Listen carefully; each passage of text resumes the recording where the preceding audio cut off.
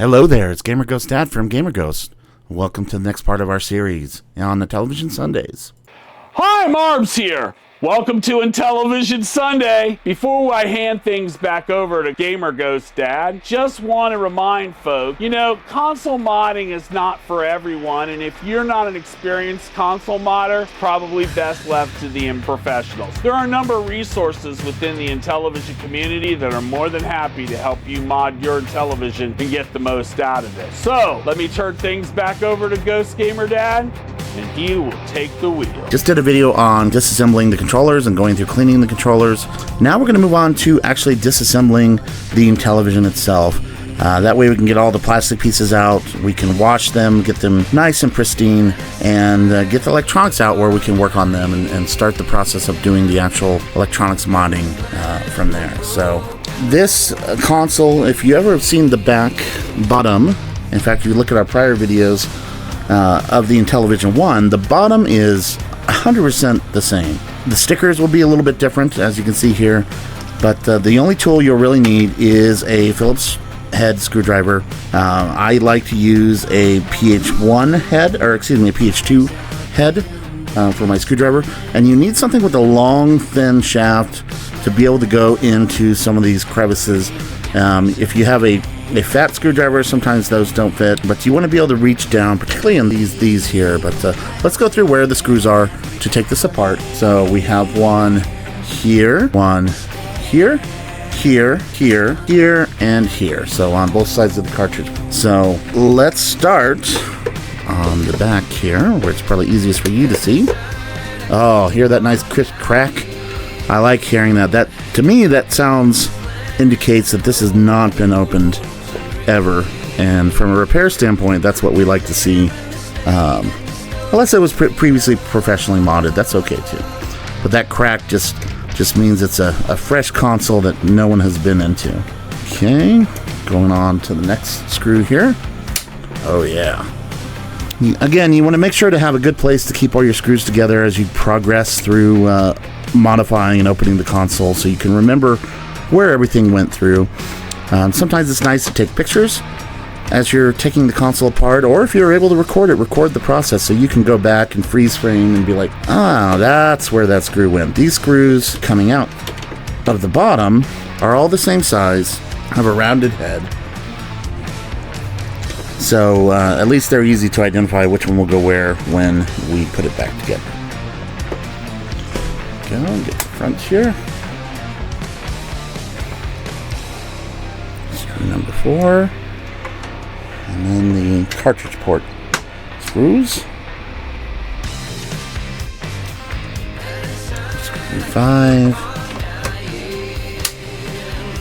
and finally screw 6.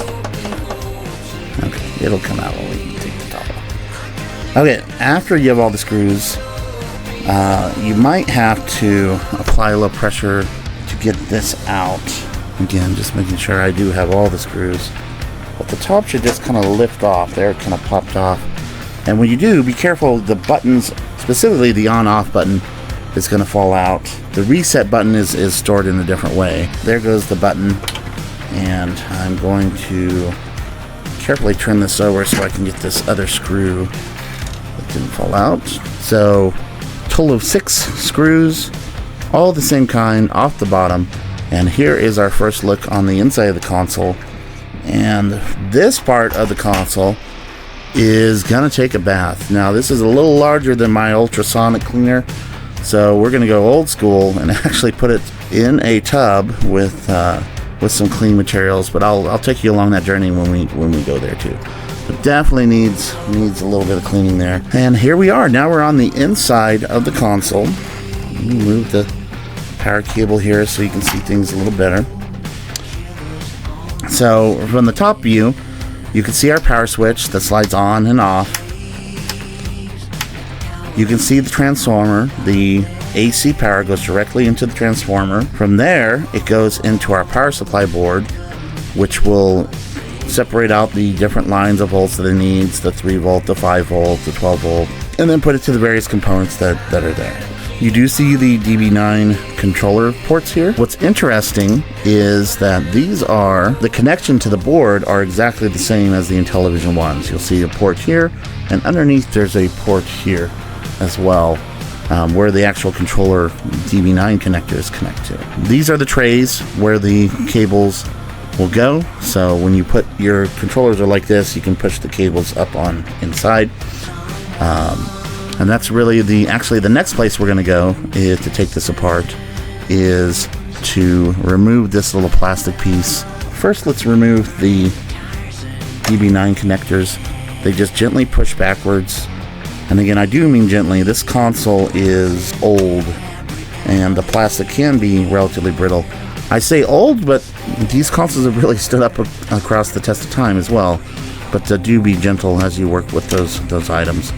So let's disconnect those, and then we have 1, 2, 3, 4, 5, 6 screws to remove for this little plastic compartment where the cables were setting.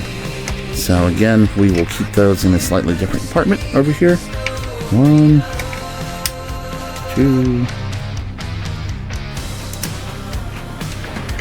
3. It does help to have a slightly magnetic head, since we're not dealing with anything that is sensitive to that. 4, 5, and 6. Okay, and then this piece just lifts right up, and we will clean that with the rest of the console. So now, just to share what we're looking at, we have the actual console itself. This part right here is the Intellivision of what makes up the entire Intellivision. This is the power supply board. You know, you could probably design something that where you had a big old brick Xbox 360 style that just contained this portion and had a really tiny console. On the Intellivision 2, they worked to really make everything smaller and more efficient. So everything on the component board was a little smaller, and the Intellivision was a little smaller. But, at this point, we have a couple things we could disconnect. I'm going to disconnect the transformer from the power board. Now, if we were troubleshooting and we had some issues, this is where we actually might do some tests. We could test the power supply for different voltages that are coming out. We have verified that this works and taken actual video footage, so we don't have to. So let's disconnect the transformer there. Be very careful around these caps. I mean, just because everything's not plugged in, these caps do hold power as time goes on, so just avoid those items. The next thing I'm going to unplug is the 12 volt rail. So this has 12 volts going into it, so just carefully disconnect that. And then here is the number one area where you really need to be careful when you're disassembling a Intellivision 1 or a Sears Video Arcade, is this ribbon cable. It can get very brittle over time, and it's very difficult to move out. I'm actually going to pull out a pair of tweezers to kind of help me pull this out gently, and just go straight out and gently pull this aside. So you can see here we have the different pins. Each pin will send a different voltage or have ground carried or a signal. In some cases, if this ever does break, or I've seen the actual wires come loose, you may need to manually wire the power supply there. Looking at the console, it looks like we had a little bit of a spill right here at some time, so we'll take a look and make sure that's all okay. But at this point, I think we can take out the power supply board would be our next step. And there are 2 screws, if I remember correctly. So one here and then one here that we need to remove to get this power supply board out. So again, be very careful when you're handling this board. It has had live current on it.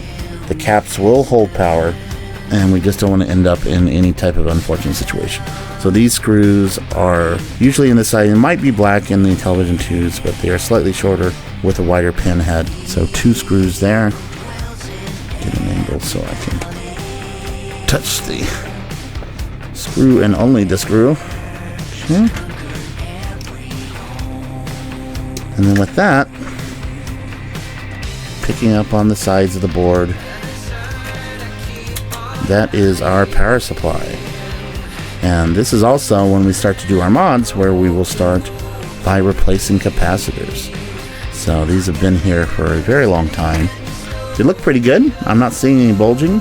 They did use high quality components for the time. We're just doing it to push it into the next 40 years, make sure everything's okay.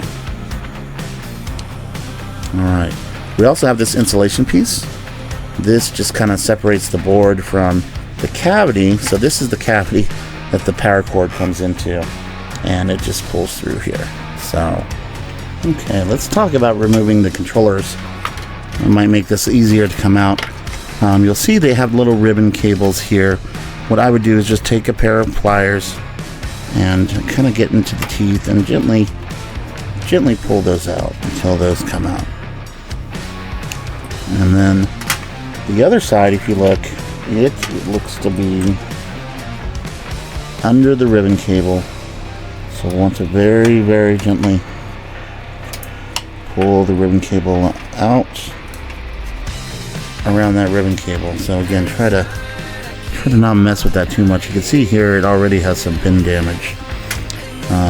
Again, when we get to the port, kind of get into one of the pins and gently push outwards, rock it back and forth. It's usually a pretty loose connection. Okay, at this point I'm going to also remove the power supply. So this is pretty simple. We're going to do 2 screws on the power switch. 1. You'll see the power switch kind of come out there. So now what I'm going to do is I'm going to start pulling this through.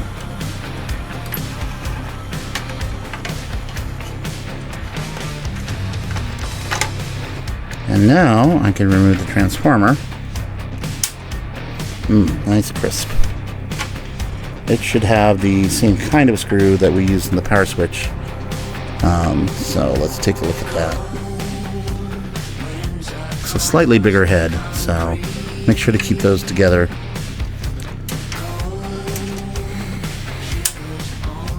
Okay, again, be mindful of currents and what may be left in electronics. That's a big old honking transformer here. If you ever needed to replace that, that's something that's pretty easy to replace. You can find the right information on this, but we'll just set that entire assembly aside. Okay, so now we have our power components all removed. We have our controller components all removed. It's time to get the board out. And I think the real challenge here there's 2 plastic posts here that may be grabbing on pretty hard, that you may have some trouble kind of wiggling those out. I certainly did just off camera before, but if you pull those off, you'll get to the very bottom of the case. You'll get to the board itself. So we'll set this aside to get cleaned, and here we are. This is the Intellivision main board itself, and you can see that unlike the Intellivision 2, it is surrounded by a RF shield to meet the FCC requirements. So the next phase, when we actually start modifying this, is the shield is actually soldered on.